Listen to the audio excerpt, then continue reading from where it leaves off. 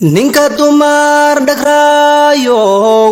dhabcali tabaatahay dhabbahii rasuulkiyo diinteena noo dhigan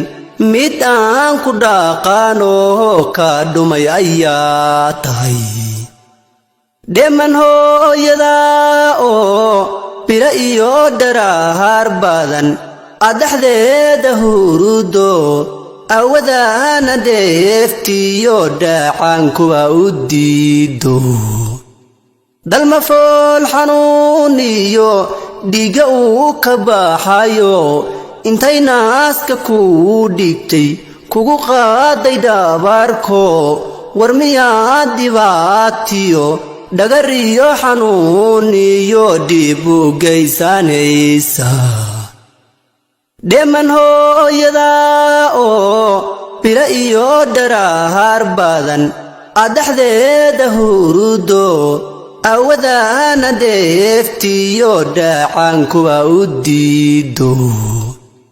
dalma fool xanuuniyo dhiiga uu ka baxayo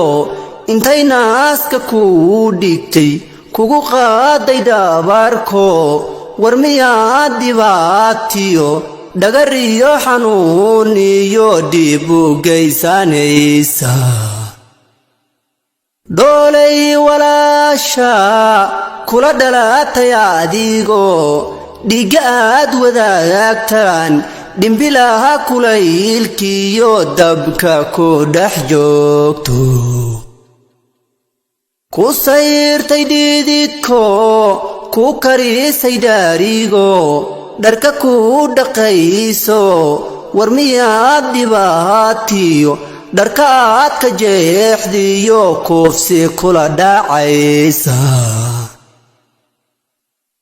dhammaystii haweeno ku dhaxday adigoo dhibta kula wadaagto dhallaanku xambaarto kurbadiyo dhibaatada ka dhowrtay adigoo reerka ku dhaqaysa war miyaad dhibaatiyo xuma kula dhacaysa waa dheeman dumarkuye waa dhool aroorday waa dhibaaca roobkiyo dhulka oo barwaaqo dhugashada u rooni dhaba guusha loo maro dhabti waa haweenkey ninkay dhinacahayaan ma dareema dhiili waa dheeman dumarkuye waa dhool aroorday waa dhibaaca roobkiyo dhulka oo barwaaqo dhugashada u rooni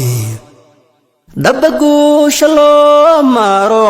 dhabti waa haweenkey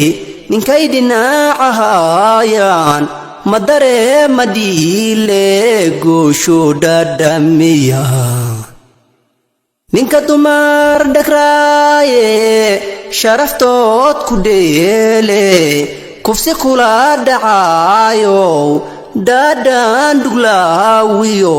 midaan diinta loo dhigin cawaan dhohan baa tahay eraygan dhahayana dhalanteed hamoodiine biyo kama dhibcaan wey ambiyada dhambaal sida aadanuhu dhammaantood ambiyada dhambaal sida aadanuhu dhammaantood ayagaa dhaloo kori hala dhowra dumarkoo dhabti lagama maarmi ambiyada dhambaal sida aadanuhu dhammaantood ayagaa dhaloo kori hala dhowra dumarkoo dhabti lagama maarmi